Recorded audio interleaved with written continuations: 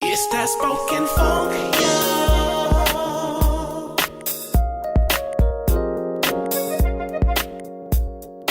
It's that spoken funk, y'all. Spoken Funk with Poetry. It's one of the hottest shows in LA. If you're not here, you're in the wrong spot. Conceit is whack, but vanity means you just think you're fly. Conceit means you think you're better than everyone else. Envy means, yo, have you seen me lately? Right? So it's all right to be vain. Because if it wasn't for vanity, I don't know where I'd be.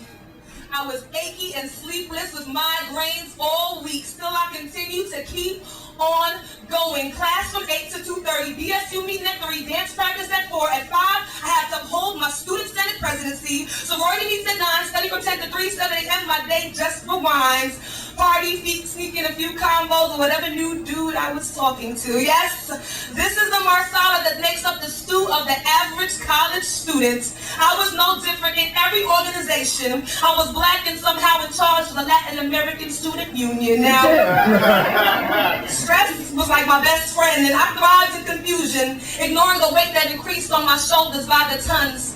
Mornings got harder. I attributed it to me aiming to go farther than the average sophomore. Joints were swollen and sore, must be from dance practice. Excuses are the tools of the incompetent, and I was foolish to think that I could be so negligent with my body and think that all these symptoms were somehow irrelevant.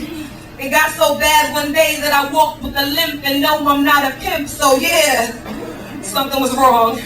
And I saw butterflies, not like the Mariah Carey or the Michael Jackson song, but a mark on my face. Didn't matter, the semester was over. I was home and back at my mom's place. Like I said, if it wasn't for vanity, I don't know where I'd be. I still had my symptoms, but I was simply glad to be home. I was getting ready to go out one day, ladies, you know, looking all sexy and grown. Went to go and comb my hair, then I realized that a patch wasn't there. Yeah. Vanity had me at the doctor the next day. Doctor, I have some other complaints, but they can wait. Take care of this. Take care of the exterior like most people nowadays. And the doctor had this baffled look on his face. Did some blood tests, put a little hat on and went on my merry way. A few months later, the doctor said, Shanelle, have you ever heard of lupus? I said, no. And he proceeded to say that my immune system was too strong and attacking my own body, and much to my dismay, I had to figure out how to fit this into my schedule. Can you believe I still went to work that day? All for vanity. I refused to see that overworking myself so as not to appear ill to others could have eventually ended my many responsibilities early. Well, a few months later, my body, it made me rest. Because lupus is a disease that flares up in times of stress, and I was constantly pushing it as if fighting my humanness. Well, this machine, it broke down. Hospitalization and the possibility of death forced me to do less and put things in perspective.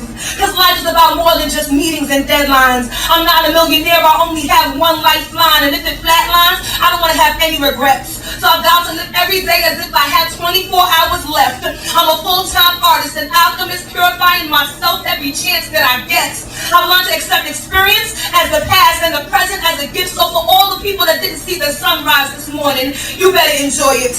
Value your health and love life. No matter how many miles you go, don't confuse neutral with drive. And know that sometimes you have to bare your teeth in order to finally be able to smile. So my vanity will sustain me. God help me, believe in me. Can't you see lupus can't hold me? I'm gonna keep climbing walls like an ivy. Trying to stop me's in vain like an IV. Tenacity flows through my bloodstream. I'm reaching my goals, no matter how hard it seems. Put God first, then myself, and then my family. Cause can't nobody love me if I don't love me.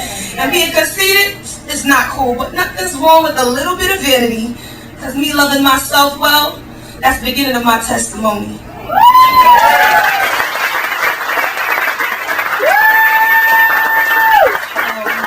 Before I continue,